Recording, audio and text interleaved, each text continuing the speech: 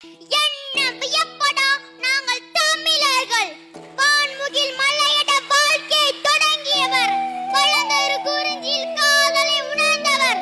தேனமில் முல்லை மருதம் நெய்தலை தீர ஆய்ந்து நல் இல்லற வகுத்தவர்.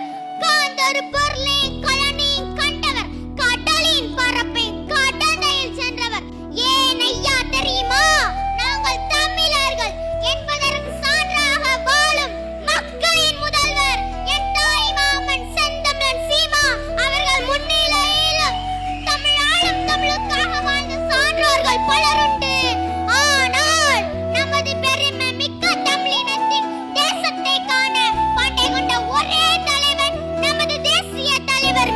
அவர்கள் புகழ் பாட வீர பேரரசி வேலுநாச்சியார் ஆண்ட சிவகங்கை சீமையிலிருந்து எமது தாத்தா பசுமன் ஓ முத்துராமலிங்க தேவர் ஐயா மற்றும் தாத்தா இமானுவேல் சேகரன் ஐயா அவர்கள் வாழ்ந்த பரமக்குடி மண்ணில் உங்கள் மன்னான் பிள்ளையார்பட்டி சா மகிழினி சூரிய துண்டுகள் இவரின் இரண்டு கண்கள்.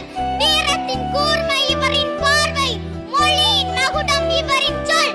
மக்களின் மனதில் விடுதலைக்கு வித்திட்டத்துடன் படைத்த தந்தவனுக்கே அதை திருப்பி கொடு என்று முழக்கமிட்டவர் நமது தேசிய தலைவர் மேதாகவே அவர்கள்.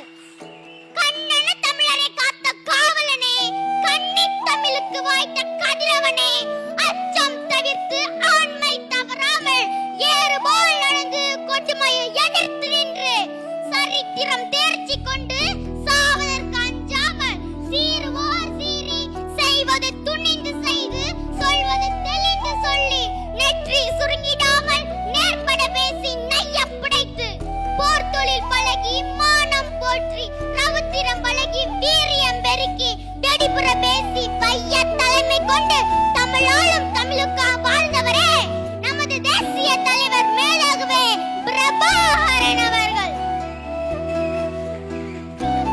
தமிழர்களை ஆளத் துடிப்பவர்களுக்கு மத்தியில் தமிழர்களை வாழ வைக்க துடிக்கும் சித்தனை போல் திரிந்த சித்தனமல்ல